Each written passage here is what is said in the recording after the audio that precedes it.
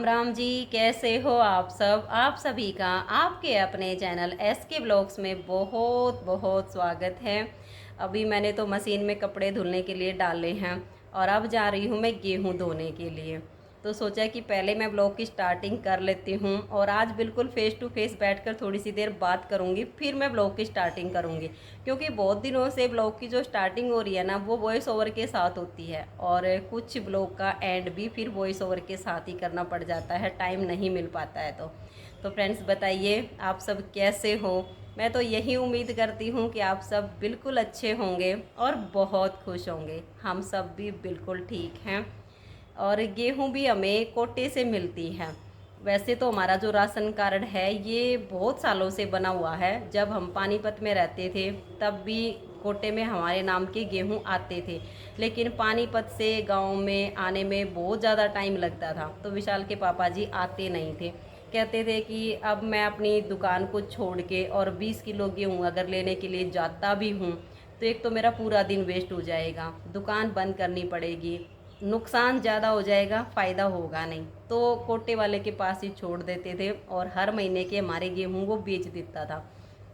लेकिन फिर पिछले साल सितंबर में हम यहाँ आए थे, 20 सितंबर को, और अक्टूबर से हमने यहाँ से गेहूँ लेना स्टार्ट कर दिया था। तो इस साल हमने जो अपनी कनक है वो खरीदी नहीं। तो 2 रुपये किलो के हिसाब से 20 किलो गेहूँ हमें हर महीने कोटे से मिल जाते हैं। तो ये है कि 20 किलो गेहूँ मिलते हैं, लगभग 22 से 23 किलो आटे का हमारा जो है महीने का खर्चा है। और अभी लॉकडाउन चल रहा है तो वैसे ही गवर्नमेंट गेहूँ ज़्यादा दे रही है। 3 महीने हो गए हैं, 32 किलो गेहूँ मिलते हैं। तो जो कसर हो भी गई ना, तो वो जो बचते हैं एक्स्ट्रा गेहूँ उनमें काम चल जाएगा। और ये भी है कि बाई चांस अगर 20 किलो ही मिलते रहते हैं तो एक आध महीने का आशीर्वाद की थैली लाकर काम चला देंगे। तो कनक हमने खरीदी ही नहीं कि चल जाएगा काम। अब 8 किलो तो बाजरा दे रहे हैं और 32 किलो गेहूँ। 8 किलो बाजरा, ये है कि अब इतनी गर्मी में बाजरा तो कोई खा नहीं सकता, वैसे इतनी ज़्यादा गर्मी है, लेकिन अब गवर्नमेंट दे रही है तो लेना तो पड़ता है। रखा है। अब थोड़ा सा मौसम जब चेंज हो जाएगा ना तो पक्षी वगैरह जो आते हैं उनको खिला देंगे, और सर्दी आएगी एक्स्ट्रा बचेगा तो गौशाला में गौओं को खिला देंगे। वेस्ट तो नहीं जाएगा ना, उनके पास नहीं रहेगा, कम से कम कहीं पशु पक्षी खा लेंगे। तो ले आते हैं हम अपना 8 किलो बाजरा भी, वहाँ छोड़ कर नहीं आते हैं। तो 2 रुपये किलो गेहूँ मिलते हैं, 2 रुपये किलो बाजरा मिलता है। तो कल शाम को विशाल के पापा जी कोटे से गेहूँ लेकर आए थे। कहने लगे ये वाले जो गेहूँ है ना, इसमें मुझे ऐसा लग रहा है कि सुरसी है। हमारे यहाँ तो उसको सुरसी बोलते हैं, आपके वहाँ पर क्या बोलते हैं? जो छोटी छोटी सी काली काली सी हो जाती है ना गेहूँ के अंदर, गेहूँ को बिल्कुल खोखला कर देती हैं वो। तो मैंने कहा इनको ना यहीं पे रख दो बालकनी के पास, क्योंकि पिछले महीने भी 32 किलो गेहूँ मिले थे, उससे पहले वाले महीने में भी 32 किलो गेहूँ मिले थे। तो इतना खर्चा हमारा होता नहीं है, उसमें से गेहूँ बचे हुए हैं तो इसमें से जो सुरसी हैं वो निकल के और गेहूँ में उस वाले में घुस जाएंगी तो वो वाले भी ख़राब हो जाएंगे। इससे अच्छा ये जो 32 किलो गेहूँ हैं इनको मैं सारे को एक साथ ही धो के सुखा दूँगी, जो सुरसी वगैरह है वो बाहर ही निकल जाएंगी। तो वो वाले जो गेहूँ हमारे रखे हैं, एक बड़ा कट्टा है वो फुल भरा रखा है। 32 किलो एक बार के तो यूं के यूं रखे हैं, एक बार के हैं उसमें से लगभग 8 से 9 किलो गेहूँ हैं वो बचे हुए हैं। तो मैंने सारे एक ही कट्टे में करके छोड़ दिए हैं कि रखे रहेंगे, जब कम पड़ेंगे तो उसमें से निकाल के पिसवा लूँगी मैं। तो आज ये 32 किलो गेहूँ हैं, इनको सारे को ही एक साथ धो देती हूँ, नहीं तो ये है कि इनके साथ साथ मेरे वो वाले गेहूँ भी ख़राब हो जाएंगे। तो चलिए अभी गेहूं को धो लेती हूँ। अभी मैंने चाय भी नहीं पी है क्योंकि विशाल के पापा जी गए हुए हैं बाहर घूमने के लिए, तो उनके आने के बाद ही मैं उनके साथ ही बैठकर चाय पीऊँगी। तो सोचा कि वो आते हैं तब तक मैं एक दो काम है इनको निपटा लेती हूँ, फिर दोनों साथ में बैठकर चाय पियेंगे। तो अभी गेहूं को धो के और जो मेरा बर्तनों वाला टोकरा है ना उसमें बेडशीट बिछा के और उसमें रख दूँगी, तो पानी इनका निचड़ जाएगा। 10 से 11 बजे के आसपास नीचे ग्राउंड फ्लोर पर धूप आ जाएगी, फिर मैं इनको वहाँ नीचे ले जा कर के सुखाऊँगी। और जब मैं नीचे सुखाती हूँ ना तो वहाँ पे कबूतर नहीं आते हैं। मैंने कई बार यहाँ ऊपर ही बालकनी में गेहूँ सुखा के देखे हैं, तो इतने कबूतर आ जाते हैं। अगर खा के चले जाएं तो कोई दिक्कत नहीं होती है, उल्टा खुशी होती है कि चलो पक्षियों का भी पेट भर गया। लेकिन खाने के साथ साथ पंजे मार मार के दूर तक तो गेहूं को फैला देते, सारी बालकनी में गेहूं गेहूं कर देते हैं। फिर बीच में इतनी सारी उसमें बीट कर देते हैं ना कि वो गेहूं पिसवाने का बिल्कुल भी मन नहीं करता है। ऐसा मन करता है कि मैं इनको दोबारा से धो के सुखा दूँ। लेकिन मैंने जब जब नीचे गेहूँ सुखाए हैं ना, वहाँ जैसे सुखा के आती हूँ वैसे ही मिलते हैं, वहाँ कबूतर जाते ही नहीं हैं। तो इस वजह से मैं तो अब नीचे ही सुखाने लग गई हूँ। इससे अच्छा तो 2 मुट्ठी गेहूँ की भर के और वैसे डाल देती हूँ बालकनी में, कबूतर खा लेते हैं। तो कम से कम मेरे जो धोए हुए गेहूँ हैं उसमें बीट तो नहीं करेंगे। तो चलिए फ्रेंड्स, सबसे पहले तो अभी मैं गेहूँ धो देती हूँ, तब तक विशाल के पापा जी आ जाएंगे, फिर साथ में बैठकर चाय पियेंगे।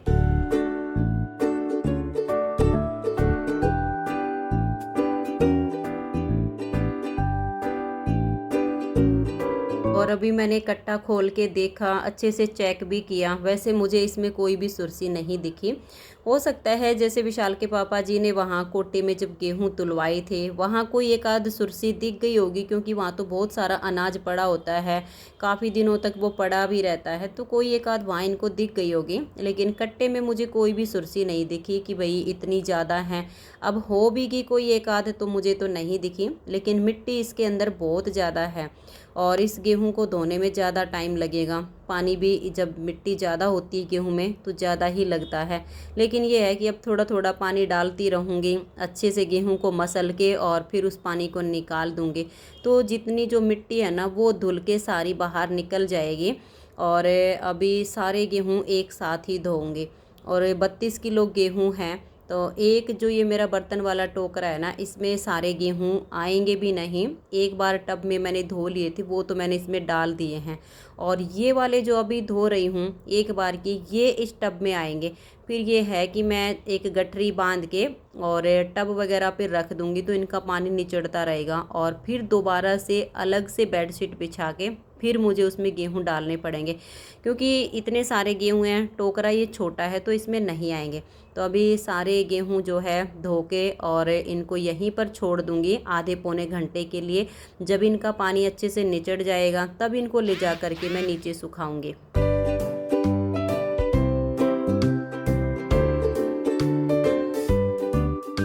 तो फ्रेंड्स, आ जाइए और हमारे साथ बैठकर सुबह की चाय पी लीजिए। आज सुबह की चाय विशाल के पापा जी ने बनाई है, क्योंकि मैं गेहूं धो रही थी, मेरा थोड़ा सा काम बचा हुआ था, तभी ये बाहर से आ गए थे। तो फिर मैंने इनको बोला कि मेरा थोड़ा सा काम बाकी है, मैं इसे कंप्लीट कर लेती हूँ, तब तक आप चाय बना लो, फिर साथ में बैठकर चाय पियेंगे। और अभी मैंने पलाथी नहीं लगाई है, पैर सीधे किए हुए हैं, क्योंकि पानी के छींटे लग लग के और मेरी सलवार नीचे से काफ़ी गिल्ली हो गई है। अगर पलाथी लगाऊंगी तो फिर ये चादर जो है गिल्ली हो जाएगी, इस वजह से मैंने अपने पैर सीधे किए हुए हैं। वरना मैं तो पलाथी लगा के बैठती हूँ ना, तभी मुझे ज़्यादा अच्छा लगता है। और अभी चाय पीने के बाद अपने कपड़े धोने लग जाऊँगी। एक बार के कपड़े भी मैंने मशीन से नहीं निकाले हैं, क्योंकि गेहूं धोने लग गई थी, तो बस फिर ये हो गया कि इसी काम को कंप्लीट कर लेती हूँ, कपड़े धोने का काम मैं बाद में करूँगी। और अभी चाय पीने के बाद मैं तो गेहूं धोऊंगी और आज सुबह सब्ज़ी काटने का काम विशाल के पापा जी को ही दूंगी, नहीं तो फिर मैं बहुत ज़्यादा लेट हो जाऊंगी, क्योंकि कपड़े भी बहुत सारे मैले पड़े हैं। तो अभी हम दोनों ने तो चाय पी ली है और अनुज यहाँ पे दही खा रहा है, नहा लिया है ये। और विशाल के पापा जी को मैंने तोरी छीलने के लिए दे दी हैं और कह रहे हैं कि ये तो मेरे से 2 घंटे में होगा। तो मैंने कहा कि कोई बात नहीं, जब तक मैं कपड़े धो के सुखाऊंगी तब तक तो ये काम हो ही जाएगा, इसलिए आप आराम से कर लो, कोई जल्दबाजी नहीं है। तो कह रहे चलो धीरे धीरे जैसे होगा मैं कर लूँगा। तो ये अभी तोरी देखते हैं कब तक छीलेंगे तो छील देंगे, और मैं अपने सारे कपड़े वगैरह धो के सुखा देती हूँ। तो तब तक मेरा ये वाला काम हो जाएगा, तो कपड़े धो के और मैं सब्ज़ी में छोंक लगा दूँगी।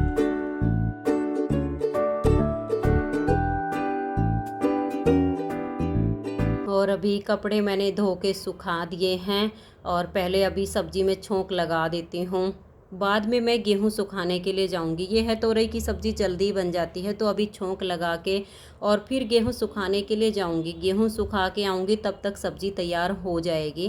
तो सब्ज़ी में मैंने आज प्याज का छोंक नहीं लगाया है, आज जैसे मैं सब्ज़ी बना रही हूँ, ये वाली रेसिपी मैंने आप सबके साथ शेयर की हुई है, बिना प्याज वाली तोरई की सब्ज़ी।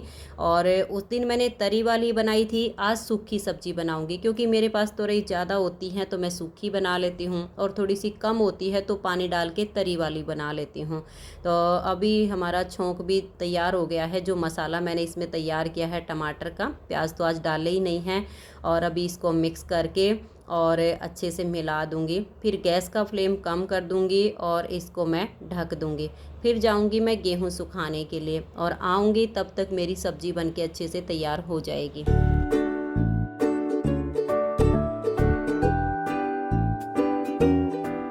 तो अभी हम दोनों आ गए हैं नीचे फर्स्ट फ्लोर पे गेहूं सुखाने के लिए।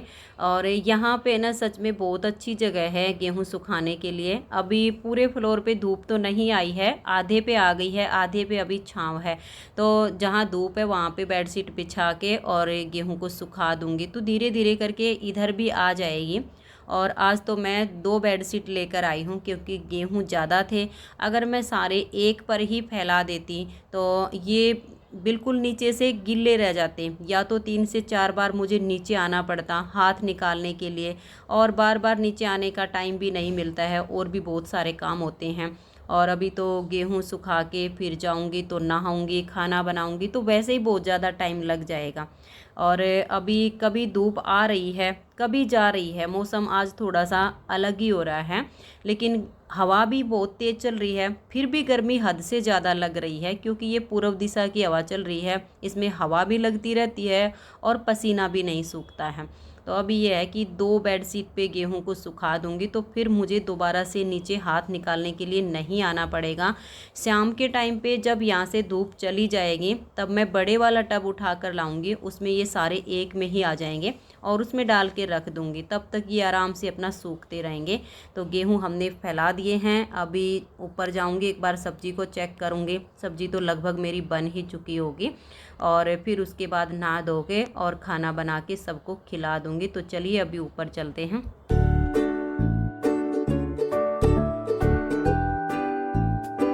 तो ये देखिए ऊपर आई हूँ तो सब्जी भी बनके तैयार हो गई है, और अभी पहले नहाऊंगी और फिर सबको खाना बना के खिला दूंगी।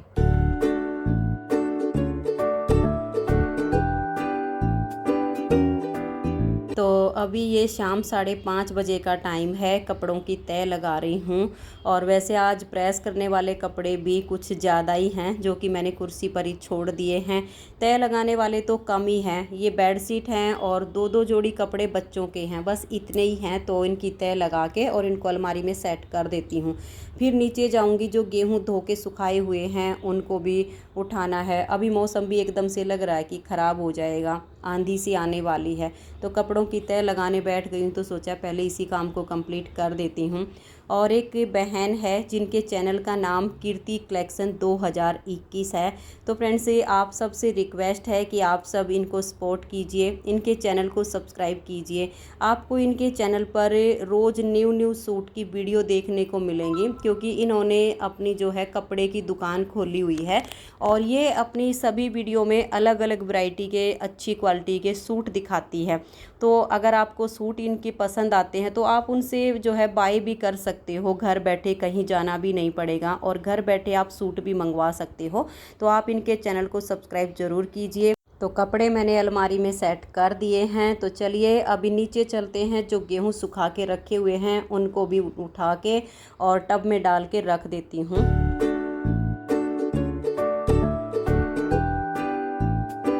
और अभी कपड़े समेटने के बाद मैं नीचे आई हूँ। बहुत तेज़ हवा चल रही है, ऐसा लग रहा है कि एकदम से तेज़ आंधी आएगी। और बेडशीट से जब गेहूं भी इकट्ठे कर रही हूँ ना, तो गेहूं भी उड़ रहे हैं, इतनी तेज़ हवा चल रही है। और इस वाली बेडशीट पे गेहूं ज़्यादा हैं, इसको उठा के मतलब टब में भी नहीं डाल पा रही हूँ। पहले इनको इकट्ठा करना पड़ेगा और फिर टब में डालूँगी। और वैसे मुझे एक बड़ा सा पतीला लेकर आना चाहिए था, जिससे गेहूं आसानी से मैं टब में भर लेती, लेकिन मैं भूल गई और अब तो दोबारा से ऊपर जाने का आलस हो गया है। तो ऐसे ही मैंने गेहूं इकट्ठे कर लिए हैं और इनको मैं टब में भर देती हूँ। और ये गेहूँ मतलब अच्छे से सूखे नहीं है, अभी इनमें नमी है काफ़ी सारी। कल एक बार फिर से सुखा दूंगी तो अच्छे से सूख जाएंगे। और इनको मैं ऊपर लेकर नहीं जाऊंगी, यहाँ फर्स्ट फ्लोर के सामने सीढ़ियों में जो जगह है वहीं पर रख दूंगी। और एक बेड शीट को तो गेहूं के ऊपर ढक के और उसकी नोट लगा दूंगी, फिर दूसरे वाले की तय लगा के और इसके ऊपर ढक दूंगी, क्योंकि यहाँ पर एक बिल्ली घूमती रहती है, कहीं ऐसा ना हो कि गेहूं खुले दिखे और उनके ऊपर ही बैठ के उसमें पोटी कर दे। क्योंकि बिल्ली का काम होता है, गेहूं वगैरह अगर उसको खुले दिख जाते हैं ना तो वो उसमें बैठ जाती है, पोटी वगैरह कर देती है। तो इनको मैं अच्छे से कवर करके रख दूंगी। और हवा इतनी तेज़ चल रही थी, थोड़े से गेहूं जब बेडशीट पे बच गए थे ना उसको डालने लगी तो हवा के झोंके में एकदम से बेडशीट उड़ गई और गेहूं गिर गए थे। इसलिए फिर मैंने वो 2 मुट्ठी गेहूं ऐसे ही उठा लिए हैं। लेकिन इस वाली बेडशीट पर गेहूं कम है तो इसको मैं आसानी से उठा सकती हूँ, तो इसको मैंने ऐसे ही उठा लिया है और इसको अभी टब में भर देती हूँ। और फिर अभी इसको टब को खींच के और सीढ़ियों में रख दूंगी। और फ्रेंड्स से आज की इस वीडियो का मैं यहीं पर एंड करती हूँ, क्योंकि अभी ऊपर जाने के बाद मुझे नीटिंग की भी 2 वीडियो कंप्लीट करनी है, तो बैठकर बात करने का टाइम नहीं मिल पाएगा। इसलिए आज की इस वीडियो का मैं यहीं पर एंड करती हूँ। वीडियो अच्छी लगी हो तो वीडियो को लाइक शेयर ज़रूर कीजिए। तब तक के लिए आप सभी को मेरा प्यार भरा नमस्कार। राधा स्वामी, राधे राधे, जय श्री राधे, बाय बाय।